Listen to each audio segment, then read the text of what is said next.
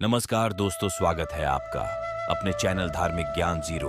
एक मैं आपसे से रिक्वेस्ट करते हैं कि वीडियो को अंत तक देखें, स्किप बिल्कुल भी ना करें। वीडियो पसंद आए तो लाइक करें, साथ ही दोस्तों रिश्तेदार में शेयर एंड सब्सक्राइब जरूर करें, क्योंकि इसे हमें वीडियो बनाने का मोटिवेशन मिलता है। आज हम आप सुनाएंगे एक बुढ़िया और उसकी 3 बहुओं की कहानी जो अपने कर्मों की वजह से कुतिया बन गई। आज की कहानी बड़ी ही ज्ञानवर्धक और मोटिवेशनल है, तो चलिए चलते हैं कहानी की तरफ। एक छोटे से गांव में एक बुढ़िया रहती थी। उसकी 3 बहुएं और 3 बेटे थे। बुढ़िया माँ बहुत धार्मिक थी और हर दिन पूजा पाठ में समय बिताती थी। वह सुबह सुबह उठकर गंगा स्नान करने जाती और भगवान विष्णु और माता लक्ष्मी की पूजा करती थी। कार्तिक महीने में वह विशेष रूप से स्नान और पूजा करती थी। इस दौरान वह माखन मिश्री, दही मिश्री और तुलसी के पत्तों का भोग भगवान को चढ़ाती थी और प्रसाद अड़ोस पड़ोस में बांटती थी। गांव के लोग उसकी पूजा पाठ की बहुत इज्जत करते थे। बुढ़िया माँ का यह नियम था कि वह कार्तिक महीने के हर दिन गंगा स्नान करे और पूजा करे। कार्तिक पूर्णिमा के दिन वह विशेष रूप से गंगा स्नान के लिए जाती और भोग बनाकर भगवान को चढ़ाती। लेकिन उसकी 3 बहुओं को यह सब बिल्कुल पसंद नहीं था। वे अक्सर उसकी आस्था का मजाक उड़ाती और प्रसाद खाने से मना कर देती। वे कहती, इसमें तुलसी के पत्ते हैं, हम यह नहीं खा सकते, यह सब दिखावा है। यह सुनकर बुढ़िया माँ बहुत दुखी होती, लेकिन वह चुपचाप अपनी पूजा करती रहती। बुढ़िया माँ का पति कुछ समय पहले ही गुजर चुका था, इसलिए वह अब अकेली थी। उसके बेटे भी अपनी पत्नियों के कहने में आकर उससे दूर हो गए थे। अब वह सिर्फ अपने पूजा पाठ में ही मन लगाती और पड़ोसियों में प्रसाद बांटती। लेकिन उसकी 3 बहुओं को यह सब बहुत बुरा लगता था। वे सोचती, यह सास जब देखो तब पूजा पाठ में लगी रहती है, अनाप शनाप खर्च करती है, पंडितों को बुलाती है, दान पुण्य करती है। अगर यह मर जाए तो अच्छा हो, कम से कम यह खर्चा तो बचेगा। बुढ़िया माँ ने अपने 3 बेटों को बड़े प्यार से पाला था। उसने और उसके पति ने मिलकर उनकी परवरिश की थी। लेकिन अब जब उसे अपने बेटों की सबसे ज्यादा जरूरत थी, तब वे उससे मुंह मोड़ चुके थे।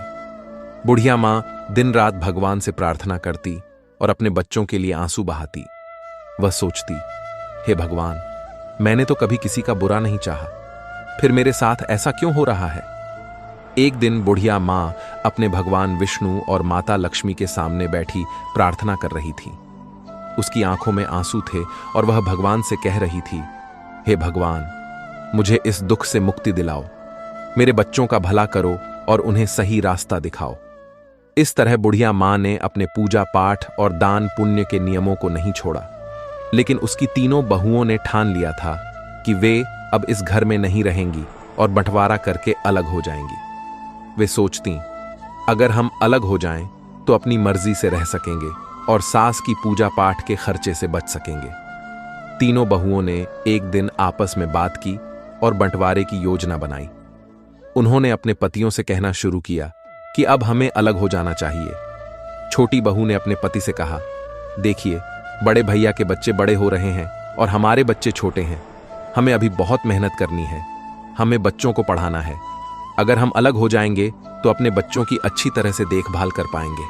सास का खर्चा बहुत ज्यादा है, हर समय पूजा पाठ में लगी रहती है और बहुत पैसा खर्च करती है। मझली बहू ने भी अपने पति को समझाया, देखिए, अब बंटवारा हो जाना चाहिए, हम अपनी मर्जी से रहेंगे। क्या खर्चा करना है, क्या नहीं करना है, यह हम खुद तय करेंगे। सास के नखरे और खर्चे अब बर्दाश्त नहीं होते। हमें अलग रहकर अपने बच्चों का ध्यान रखना है। बड़ी बहू ने भी अपने पति से यही बात कही। बच्चे बड़े हो रहे हैं, कल उनकी शादी ब्याह करनी है। पैसे कमाते रहेंगे और सास का खर्चा करते रहेंगे तो कैसे चलेगा। हमारे बच्चों का भविष्य सुरक्षित करना है तो हमें अलग होना ही पड़ेगा। 3 बहुओं ने अपने अपने पतियों को समझा बुझाकर उनके मन में बंटवारे की बात डाल दी। 3 भाई अब बंटवारे के लिए तैयार हो गए। गांव के पंचों को बुलाया गया और घर का बंटवारा करने की बात हुई। 3 बहुएं भी बंटवारे में हिस्सा लेने के लिए तैयार हो गईं। गांव के पंचों ने घर का 4 हिस्सों में बंटवारा किया, 3 बेटों के लिए और 1 बुढ़िया मां के लिए। घर का सारा सामान भी 4 हिस्सों में बांट दिया गया। बुढ़िया मां को कम हिस्सा दिया गया क्योंकि वह अकेली थी और ज्यादा की जरूरत नहीं थी। पंचों ने कहा कि जो भी बुढ़िया मां को अपने हिस्से में रखेगा वह उसका भी ख्याल रखेगा। छोटी बहू ने साफ मना कर दिया, मैं बुढ़िया मां को अपने हिस्से में नहीं रख सकती, उसका खर्चा बहुत ज्यादा है, पूजा पाठ में बहुत पैसा खर्च होता है, हमें अपने बच्चों का ध्यान रखना है। मझली बहू ने भी मना कर दिया, मैं भी बुढ़िया मां को अपने हिस्से में नहीं रख सकती, वह हमें कभी पसंद नहीं करती थी और हमें भी उसकी जरूरत नहीं है। बड़ी बहू ने भी वही जवाब दिया, मैं भी बुढ़िया मां को अपने हिस्से में नहीं रख सकती, हमारे बच्चों का भविष्य सुरक्षित करना है और उसके लिए हमें बंटवारा करना ही पड़ेगा। बुढ़िया मां अब अकेली रह गई। पंचों ने अपना फैसला सुनाया और चले गए। तीनों बहुओं ने अपना अपना सामान अपने अपने हिस्से में रख लिया। बुढ़िया मां के हिस्से में जो झोपड़ी पड़ी थी वह उसमें रहने लगी। अब वह अकेली थी और अपने बेटों से निराश होकर अपने भगवान से प्रार्थना करती रहती थी। अब बुढ़िया मां अपने हिस्से की छोटी सी झोपड़ी में रहने लगी। वह रोज सुबह जल्दी उठकर गंगा स्नान करती और भगवान विष्णु और माता लक्ष्मी की पूजा करती। वह पहले की तरह ही भोग बनाकर भगवान को चढ़ाती और फिर अड़ोस पड़ोस में प्रसाद बांटती। लेकिन अब वह बहुत अकेली हो गई थी। उसके तीनों बेटों ने उससे मुंह मोड़ लिया था और उसकी बहुओं ने उसे घर से बाहर कर दिया था। वह रोज भगवान से प्रार्थना करती, हे भगवान, मुझे इस दुख से छुटकारा दिलाओ, मेरे बच्चों का भला करो और उन्हें सही रास्ता दिखाओ। बुढ़िया मां के पास जो थोड़ा बहुत आटा, दाल और चावल था वह उसी से काम चलाती। वह सोचती, अब मुझे अपनी जिंदगी इसी तरह गुजारनी पड़ेगी। मेरे बच्चों ने मुझे छोड़ दिया है, लेकिन मैं भगवान की भक्ति नहीं छोड़ूंगी। उसकी भक्ति में कोई कमी नहीं आई। वह हर रोज तुलसी के पत्तों से भगवान का पूजन करती और पड़ोसियों को प्रसाद बांटती। एक दिन जब बुढ़िया मां अपनी झोपड़ी में बैठी रो रही थी, तभी एक युवक आया। उसने दरवाजा खटखटाया। बुढ़िया मां ने दरवाजा खोला और देखा कि एक 17-18 साल का हृष्ट-पुष्ट युवक खड़ा था। उसके चेहरे पर तेज झलक रहा था। उसने कहा, अम्मा, आप मुझे पहचानती नहीं, लेकिन मैं आपके मायके से आया हूं। मेरा नाम कृष्णा है। मेरे पिताजी ने मुझे आपकी मदद करने के लिए भेजा है। बुढ़िया मां ने आश्चर्य से पूछा, कृष्णा, तुम मेरे मायके से हो? मैंने तो तुम्हें कभी देखा नहीं। कृष्णा ने मुस्कुराते हुए कहा, हाँ अम्मा, मैं आपके भाई का पोता हूं। हमें खबर मिली कि आपके बेटों ने आपको घर से निकाल दिया है, इसीलिए मेरे पिताजी ने मुझे आपकी मदद करने के लिए भेजा है। बुढ़िया मां की आंखों में आंसू आ गए। उसने कृष्णा को अंदर बुलाया और उसे बैठने के लिए कहा। उसने पानी का गिलास और थोड़ा सा गुड़ दिया। कृष्णा ने पानी पिया और गुड़ खाया। फिर उसने अपनी थैली से कुछ खाने का सामान, कपड़े और दवाइयां निकाली। उसने कहा, अम्मा, यह सब सामान मैंने आपके लिए लाया है। आप भूखी मत रहना, हम रोज आपको खाना भिजवाएंगे। बुढ़िया मां ने कृष्णा को आशीर्वाद दिया और कहा, बेटा, तुम्हारा बहुत बहुत धन्यवाद। तुमने मेरे लिए जो किया है उसके लिए मैं भगवान से तुम्हारे सुख समृद्धि की प्रार्थना करूंगी। कृष्णा ने बुढ़िया मां से विदा ली और वापस चला गया। बुढ़िया मां ने अपने भगवान का धन्यवाद किया और सोचा, भगवान ने मेरी प्रार्थना सुन ली, अब मैं भूखी नहीं रहूंगी। अब बुढ़िया मां को रोज खाना मिल जाता था। वह पहले की तरह ही भोग बनाकर भगवान को चढ़ाती और पड़ोसियों को प्रसाद बांटती। लेकिन उसकी तीनों बहुओं को यह सब देखकर बहुत जलन होती थी। वे सोचती, ये बुढ़िया आखिर कहां से इतना खाना ला रही है? इसके पास कोई कमाने वाला भी नहीं है, फिर यह इतना तंदुरुस्त कैसे हो रही है? तीनों बहुएं बुढ़िया मां की सेहत देखकर बहुत जलती थीं। वे सोचती कि बुढ़िया को हमने इसीलिए अलग किया था ताकि वह जल्द ही भूखी प्यासी मर जाए, लेकिन यह तो और तंदुरुस्त होती जा रही है। एक दिन बहुओं ने फैसला किया कि वे बुढ़िया की झोपड़ी में जाकर पता लगाएंगी कि वहां क्या हो रहा है। अगले दिन जब बुढ़िया मां गंगा स्नान के लिए गई हुई थी, तीनों बहुएं उसकी झोपड़ी में घुस गईं। वहां उन्होंने देखा कि झोपड़ी में दाल, चावल, आटा, मसाले, सूखे मेवे और कई तरह का अच्छा खाना रखा हुआ है। बहुएं हैरान रह गईं। वे आपस में बातें करने लगीं, ये बुढ़िया इतनी चालाक निकली। हमें लगता था कि यह भूखी प्यासी मर रही है, लेकिन यहां तो हर चीज का भंडार है। बड़ी बहू ने कहा, इसने जरूर हमारे घर से चोरी करके ये सब जमा किया है। हम काम में लगी रहती थीं और ये चोरी चोरी अपना घर भरती रही। अब इसे सबक सिखाना होगा। मंझली बहू ने कहा, हाँ, हमें इसे मजा चखाना चाहिए। देखते हैं कि इसने यहां क्या क्या जमा किया है। छोटी बहू ने भी सहमति जताई। सही कहा, हमें इसके खिलाफ कुछ करना होगा। तीनों बहुएं झोली भर भर कर सामान अपने घर ले जाने लगीं। जैसे ही उन्होंने खाने का सामान उठाया, उन्होंने देखा कि उसमें तुलसी के पत्ते हैं। गुस्से में आकर उन्होंने तुलसी के पत्ते नाली में फेंक दिए। ये देखकर वे और भी क्रोधित हो गईं और सामान उठाकर बाहर जाने लगीं। तभी एक अजीब घटना घटी। तीनों बहुओं ने देखा कि उनके हाथ पैर धीरे धीरे कुत्ते के पंजों में बदलने लगे। वे डर गईं और चिल्लाने लगीं, लेकिन कोई उनकी मदद नहीं कर पाया। कुछ ही पलों में तीनों बहुएं कुतिया बन गईं। गांव में हड़कंप मच गया। बच्चों और पतियों ने जब यह देखा तो वे हैरान रह गए। बच्चे चिल्लाने लगे, मम्मी कुतिया बन गई है, पापा देखो मम्मी को क्या हो गया। तीनों बहुओं के पति समझ नहीं पा रहे थे कि यह कैसे हुआ। उन्होंने कोशिश की कि कुतिया को घर से बाहर भगाएं, लेकिन वे घर छोड़ने को तैयार नहीं थीं। वे अपनी भाषा में कुछ समझाने की कोशिश कर रही थीं, लेकिन कोई उनकी बात नहीं समझ पा रहा था। बच्चे रो रहे थे और पतियों को भी रोना आ रहा था। उन्होंने अपने बच्चों को संभालते हुए कहा, चलो अब कुछ नहीं किया जा सकता, हमें मां का इंतजार करना होगा, शायद वही कुछ हल बता सके। गांव के लोग भी इकट्ठा हो गए और सोचने लगे कि यह अनहोनी कैसे हुई। सबने बुढ़िया मां की वापसी का इंतजार करने का फैसला किया। बुढ़िया मां को अब अपने रोज के जीवन में थोड़ी राहत मिल रही थी। कृष्णा रोज खाना लाकर रख जाता था और बुढ़िया मां भगवान का भोग लगाकर पहले की तरह प्रसाद बांटती थी, लेकिन उसे इस बात का कोई अंदाजा नहीं था कि उसके घर में क्या हो रहा है। उसे यही लगता था कि सब कुछ पहले जैसा ही चल रहा है। इधर तीनों बहुएं कुतिया बनकर घर के आंगन में बैठी थीं। उनके पतियों और बच्चों को घर का सारा काम करना पड़ रहा था। वे बहुत परेशान थे और अपनी मां की वापसी का इंतजार कर रहे थे। गांव के लोग भी इस अजीब घटना से हैरान थे। हर कोई यही कहता था कि यह सब बुढ़िया मां की भक्ति और उसकी तपस्या का फल है। एक दिन गांव के कुछ लोगों ने बुढ़िया मां को गंगा स्नान के लिए जाते देखा। उन्होंने सोचा कि अब उसे सारी बात बतानी चाहिए। वे उसके पास गए और बोले, माई, तुम्हारे घर में कुछ अजीब हो रहा है। तुम्हारी तीनों बहुएं कुतिया बन गई हैं। बुढ़िया मां को यह सुनकर बहुत आश्चर्य हुआ। उसने सोचा कि यह कैसे संभव हो सकता है। उसने तुरंत गंगा स्नान किया और घर की ओर लौट पड़ी। उसके दिल में बहुत सारी आशंकाएं थीं।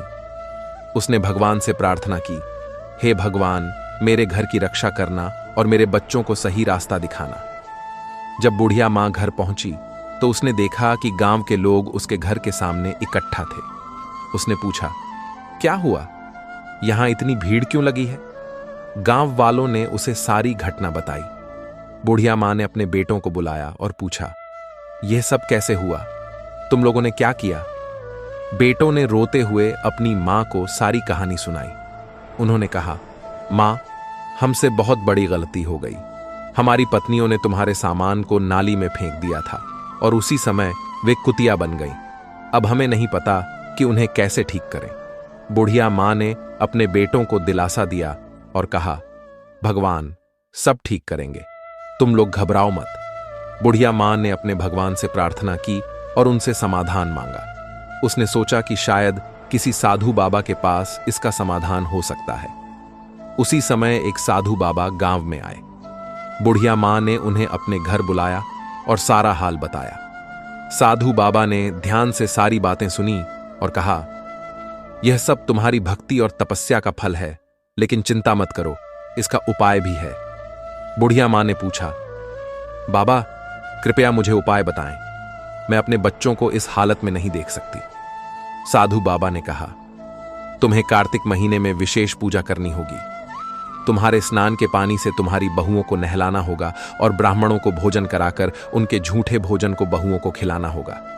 इससे वे अपने असली रूप में वापस आ जाएंगी। बुढ़िया मां ने साधु बाबा को धन्यवाद दिया और अपने बेटों को यह उपाय बताया। बेटों ने कहा, मां, हम तुम्हारी हर बात मानेंगे, हम इस उपाय को जरूर पूरा करेंगे। बुढ़िया माँ ने कार्तिक महीने की विशेष पूजा की तैयारी शुरू कर दी। उसके तीनों बेटे और गांव के लोग भी इस पूजा में मदद करने लगे। बेटों ने मिलकर पूजा का सारा सामान इकट्ठा किया और भगवान के लिए भोग बनाने की व्यवस्था की। हर सुबह बुढ़िया माँ गंगा स्नान के लिए जाती और स्नान के पानी को एकत्रित करती। उसके बाद वह भगवान विष्णु और माता लक्ष्मी की पूजा करती और फिर अपने पड़ोसियों को प्रसाद बांटती। इस बीच तीनों बहुएं अभी भी कुतिया के रूप में घर के आंगन में बैठी रहती थीं। उनके पतियों और बच्चों को घर का सारा काम करना पड़ता था।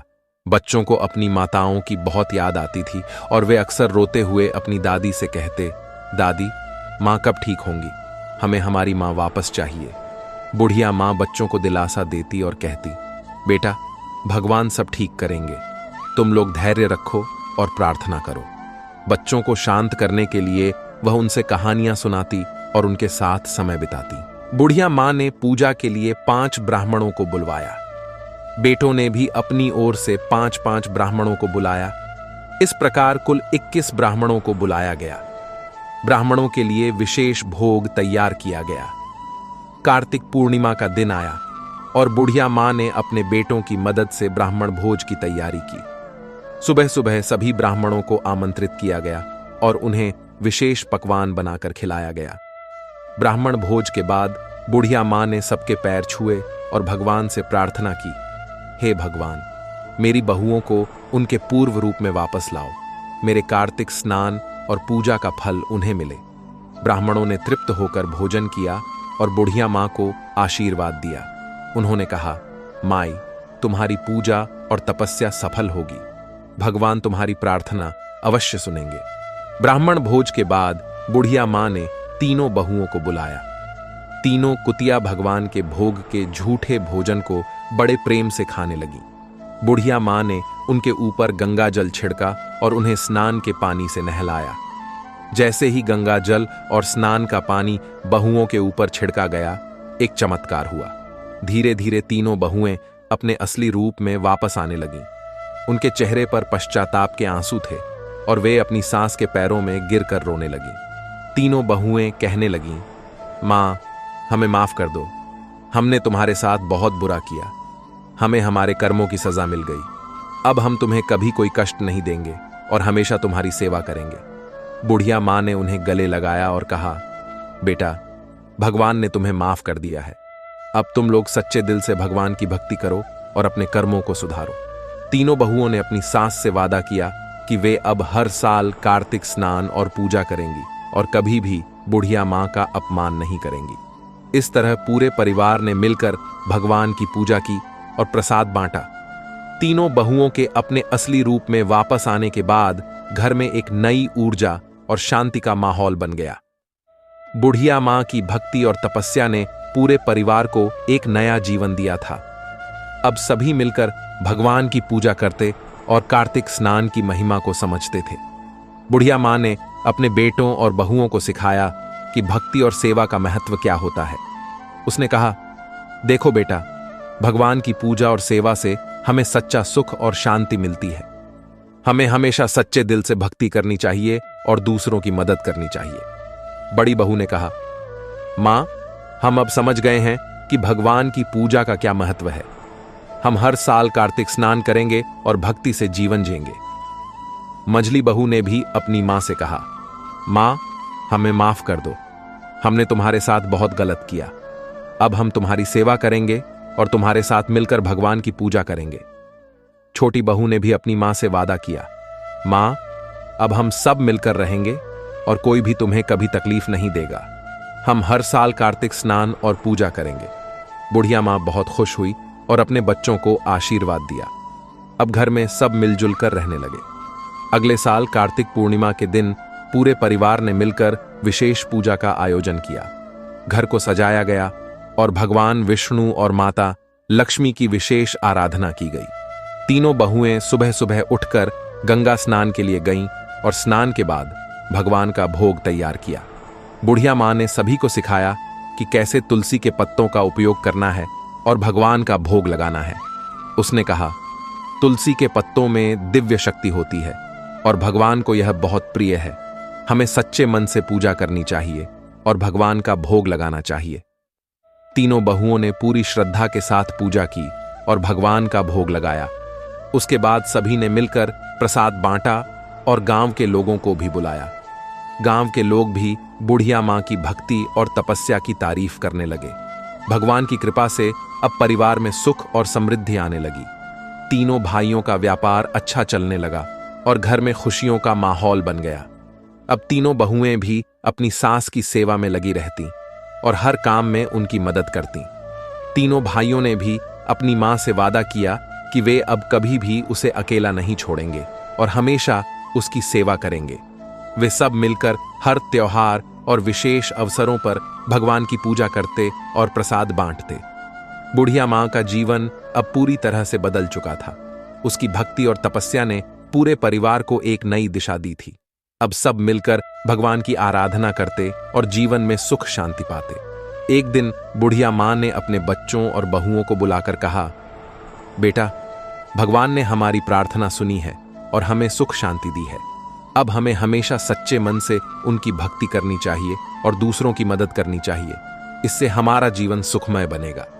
तीनों बहुओं और बेटों ने अपनी मां की बात मानी और हमेशा भगवान की भक्ति और सेवा में लगे रहे।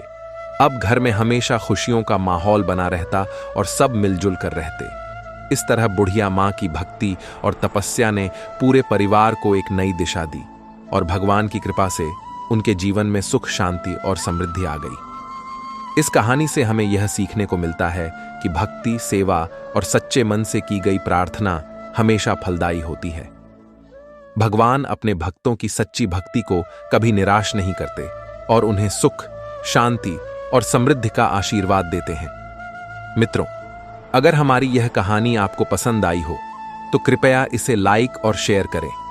हमारे चैनल को सब्सक्राइब करना ना भूलें और बेल आइकन को दबाएं ताकि आपको हमारी सभी नई कहानियों की जानकारी मिल सके। धन्यवाद और फिर मिलेंगे एक नई कहानी के साथ। जय श्री कृष्णा।